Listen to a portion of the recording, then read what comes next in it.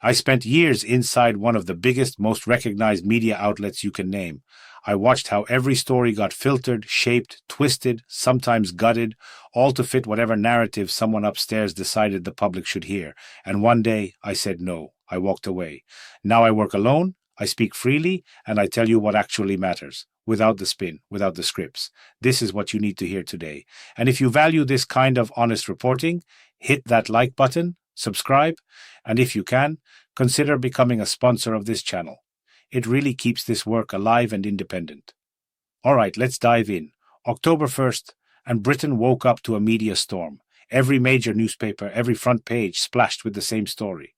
Keir Starmer, the Prime Minister, delivered a speech that wasn't just political, it was a declaration of war. Not a military one, obviously, but a cultural, ideological battle for the soul of Britain.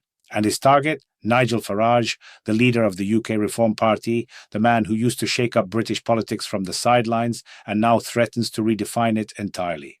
Now, let me walk you through how the British press, from tabloids to broadsheets, covered this head-on collision, because the framing tells you everything. The Daily Mirror went all in, patriotic and passionate. Their headline practically screamed loyalty and defiance. I will fight with every breath for the tolerant, decent, surviving Britain that I know. That's Starmer's promise, and the Mirror presents it like a knight's oath. Inside, they quote him directly, and it's fiery. He's promising to fight for working people, for a Britain that's tolerant, decent, respectful, and then he goes after Farage. Hard. He accuses him of peddling a politics of resentment, of not actually liking Britain, of wanting to divide the country instead of uniting it. That's not a political jab, that's a character assassination. Meanwhile, The Sun, Britain's biggest tabloid, did what The Sun does best. They buried the political drama and led with celebrity gossip. Their front page, Nicole Kidman and Keith Urban living separate lives for years before filing for divorce. Irreconcilable differences, they say. That's the headline. Politics got shoved to the side, tucked into a corner like an afterthought, because for The Sun, scandals sell better than speeches. They know their audience. They're not here for policy debates, they're here for drama, and celebrity breakups deliver that more reliably than parliamentary sparring. It's almost funny, except it's also telling. It shows you where priorities lie for a huge chunk of the British public, or at least where editors think those priorities lie. But the Times, now that's a different story. They went straight for the jugular with a more serious angle. Starmer accuses UK reform leader of politics of resentment and Russian-style tactics. Russian-style. Let that sink in.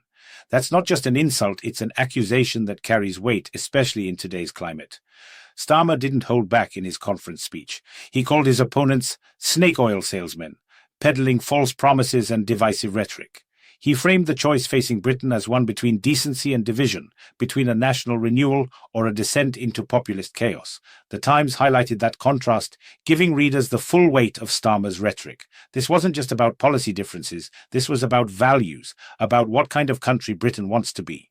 The Daily Mail predictably flipped the narrative. Their headline, Starmer dragged through the mud after calling Farage an enemy of Britain in key speech. See the difference. The Mail isn't interested in Starmer's vision. They're interested in the backlash. They gave Farage's camp the front page, amplifying accusations that Starmer is inciting division, maybe even violence. Like and subscribe if you're full. The Daily Express took a completely different route. They ignored Starmer and Farage entirely and gave their front page to Kemi Badenoch, the Conservative leadership candidate. She's promising to tell voters the hard truth and expose the giant mess that Labour will supposedly leave behind if she becomes Prime Minister. It's positioning, pure and simple. She's trying to emerge as the tough, no-nonsense leader who won't sugarcoat reality. And with the budget looming, with talk of tax hikes and spending cuts already in the air, the Express is giving her a platform to play the fiscal responsible card. It's strategic, and it's also a gamble, because right now, the public isn't sure they want hard truths, they want relief. The Guardian, as expected, went philosophical. They framed the entire situation as Britain standing at a crossroads, choosing between liberalism and the populist right. Starmer's attack on Farage is presented as a battle for the soul of the country. The Guardian quotes him saying the Reform Party leader doesn't like Britain and doesn't believe in Britain. That's a devastating line, and The Guardian used it to paint this as an existential struggle, not just a policy dispute. They're leaning into the drama, but with a progressive lens. They want readers to see this as a fight for liberal values against rising authoritarianism. The Telegraph, meanwhile, ran with a defiant headline from Labour's perspective. Labour will never hand over their flag. It's about reclaiming patriotism from the right. For years, the left in Britain has struggled with how to talk about national pride without sounding like they're imitating the right. Now, Starmer is trying to take that narrative back to say Labour is the party of real patriotism, not divisive populism. And in the background, Farage is hitting back, accusing Starmer of inciting violence with his rhetoric. It's a full-blown war of words, and it's escalating fast. The Independent, or I as it's called, took a more policy-focused angle.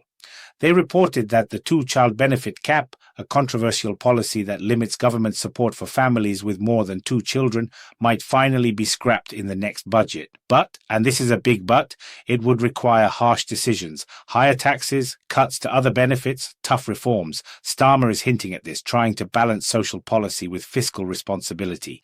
The Eye presents this as a trade-off, a choice between immediate relief and long-term economic stability. It's a more measured take. Less about the drama and more about the substance. But even that substance is politically explosive, because any move on benefits or taxes will spark outrage from one side or the other. The Financial Times naturally looked at the bigger economic picture. They see Starmer's speech as an attempt to inject life into a struggling premiership. He's using patriotic rhetoric and attacking the Reform Party to rally support, but behind the scenes, unpopular economic decisions are looming. The FT notes that reform is holding steady in the polls, which means this strategy is risky. If Starmer can't deliver economically, all the patriotic speeches in the world won't save him. The FT is always the sobering voice in the room, cutting through the emotion to focus on numbers and strategy. And right now, the numbers aren't great for Labour. Metro kept it short and sharp. Another jab at Farage. Starmer calls him a snake oil salesman who doesn't like his country and wants it to fail. That line is everywhere today. It's the soundbite of the moment. And finally, the Daily Star, because of course went full tabloid sarcasm. Drop a like if this breakdown is helping you see the full picture. They took the old Labour anthem from 1997, Things Can Only Get Better, and twisted it into Things Can Only Get Bitter. It's a play on words, mocking the current state of politics. The original song was Tony Blair's victory anthem, a symbol of hope and renewal. Now the Daily Star is using it to highlight how sour things have become. They slapped a headline calling Starmer sneering Keir, with a caricature and over-the-top hyperbole. It's classic Daily Star, not meant to be taken seriously, but effective at capturing a mood. And the mood right now in Britain is bitter, frustrated, divided. So what does all of this mean? Why does it matter?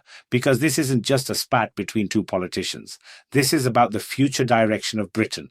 Starmer is trying to position Labour as the party of unity, decency and patriotism. He's trying to reclaim the narrative from Farage and the populist right, to say that loving your country doesn't mean dividing it, doesn't mean blaming immigrants or the EU or anyone else for your problems. It means working together, building something better. That's his pitch. But Farage isn't going away. He's built a career on tapping into anger and frustration, on giving people someone to blame. And right now, with economic pressures mounting, with the cost of living still squeezing ordinary families, with public services stretched thin, his message resonates. People are angry, and anger is a powerful political force. Starmer knows this, which is why he's going on the offensive now, trying to define Farage before Farage defines him. The problem is, rhetoric only gets you so far. If Labour can't deliver real improvements, real relief for working families, then all the speeches about decency and patriotism will ring hollow. And that's the gamble Starmer is taking. He's betting that by framing this as a moral choice, a choice between hope and resentment, he can win over enough voters to hold the line. But if the economy doesn't improve, if taxes go up and services don't get better, then Farage will be there, ready to say, I told you so. And let's talk about the media's role in all of this. Because what you saw today, the way different newspapers framed the same story, that's not neutral. Every outlet has an agenda. Every editor makes choices about what to emphasize and what to downplay. The Mirror and The Guardian leaned into Starmer's message. The Mail and The Express gave space to his critics. The Sun ignored it for celebrity gossip. And the FT looked at the economic realities underneath it all. None of these perspectives are wrong, but none of them are complete either.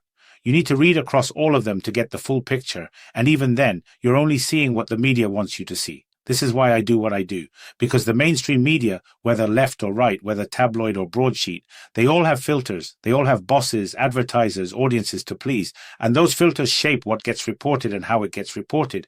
My job as an independent voice is to cut through that, to give you the full context, to connect the dots that others leave scattered. So here's the bottom line. Britain is at a crossroads. Starmer is trying to pull the country toward unity and renewal. Farage is pulling it toward anger and division. The media is amplifying both sides, and the public is caught in the middle, trying to figure out who to trust. Before I wrap this up, let me just remind you what we covered today. We walked through how every major British newspaper framed Keir Starmer's speech attacking Nigel Farage, from the Daily Mirror's patriotic support to the Daily Mail's focus on backlash, from the Guardian's existential framing to the Financial Times' economic skepticism. We saw how the Sun ignored politics for celebrity gossip, how the Daily Express promoted Kemi Badenoch, and how the Daily Star mocked the whole situation with bitter sarcasm. We talked about what this battle means for Britain's future, about the choice between unity and division, and about the role the media plays in shaping that choice. And we discussed why independent voices like mine matter, because the mainstream will always filter the story through their own lens. If this kind of analysis matters to you, if you want to keep getting the full picture without the spin, then do me a favor. Hit that like button, subscribe to this channel, and if you're able, consider becoming a sponsor. It's viewers like you who make this work possible, who keep me independent, who allow me to speak freely without worrying about what some editor or advertiser thinks. Your support means everything, and it keeps this kind of honest, unfiltered reporting alive. Thank you for watching, thank you for being here, and I'll see you in the next one.